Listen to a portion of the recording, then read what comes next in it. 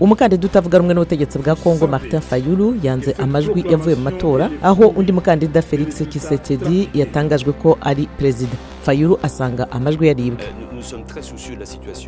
Minisitiri w'ububanyi n'amahanga w'Ubufaransa Jean-Yves Le Drian yavuze ko amajwi yavuye mu matora muri Kongo adahuye n'amajwi bo babonye. Perezida wa Sudani Omar al-Bashir yaraye ateye utwatsi ibyo yahamagariwe kwegura ku butegetsi nyuma y'ibyumweru by'imyigaragambyo, avuga ko azabikora gusa anyuze mu matora.